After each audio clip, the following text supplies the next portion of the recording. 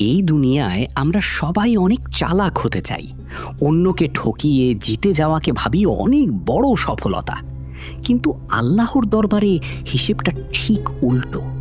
আপনি যাকে খুব সাধারণ মনে করে তুচ্ছ করছেন কিংবা যার সরলতাকে আপনি দুর্বলতা ভেবে সুযোগ নিচ্ছেন, জানেন কি, জান্নাতের দরজায় আপনার আগেই সেই মানুষটা হাসি মুখে দাঁড়িয়ে থাকবে। আজ আমরা জানব কেন দুনিয়ার সবচাইতে সহজ সরল মানুষগুলোই হবে পরকালের ভিআইপি মেহমান। নবীজি সাল্লাল্লাহু আলাইহি ওয়াসাল্লাম একটি হাদিসে খুব চমৎকার কথা বলেছেন। তিনি বলেছেন, জান্নাতের অধিকাংশ অধিবাসীই হবে সরল প্রকৃতির।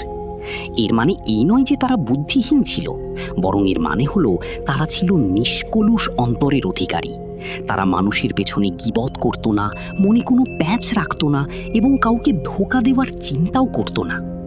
আমরা যেটাকে আজ বোকামি বলি, আল্লাহর কাছে সেটাই হলো সালামাতুস সাদর বা পরিচ্ছন্ন অন্তর। আর এই পরিচ্ছন্ন অন্তরই হলো জান্নাতি হওয়ার সবচাইতে বড় শর্ত।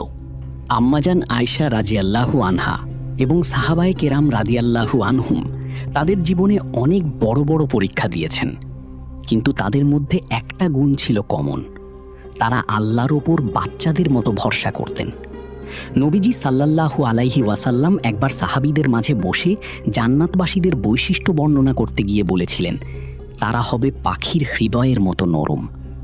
একটা পাখি যেমন সকালে খালি পেটে বের হয় আর আল্লাহর ওপর ভরসা করে পেট ভরে ফিরে আসে, এই সরল মানুষগুলোও ঠিক তেমনই। তারা দুনিয়ার প্যাচ বোঝে না, তারা শুধু বোঝে তাদের রবকে। আজকাল আমরা ভাবি যে যত বেশি মানুষের সাথে কুটনামি করতে পারে সেই তত সফল। কিন্তু আপনি কি জানেন, কিয়ামতের দিন অনেক বড় বড় আমলকারী ব্যক্তি আটকা পড়ে যাবে শুধু তাদের অন্তরের অহংকার আর কূটবুদ্ধির কারণে। অন্যদিকে ওই যে সাধারণ রিক্সা চালক বা গ্রামের সহজ সরল মানুষটি, যে কাউরে ঠকায়নি, যার মনে কোনো হিংসা নেই, সে অনায়াসে পুলসিরাত পার হয়ে যাবে।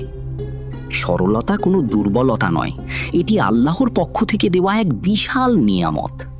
তাই যদি আপনি মনে করেন আপনি খুব একটা চালাক নন, তবে আনন্দিত হন, হয়তো জান্নাত আপনার জন্যই অপেক্ষা করছে। মানুষের কাছে চালাক হওয়ার চেয়ে আল্লাহর কাছে সরল হওয়া অনেক বেশি সম্মানের। আজ থেকেই নিজের অন্তর থেকে হিংসা আর কুটিলতা ঝেড়ে ফেলুন। ভিডিওটি শেয়ার করুন তাদের সাথে যাদের আপনি খুব সরল মনে করেন। তাদের একটু জানিয়ে দিন যে তারা কতটা স্পেশাল। আল্লাহ আমাদের সবাইকে সরল ও পবিত্র অন্তরের অধিকারী হিসেবে কবুল করুন। আল্লাহ হাফেজ।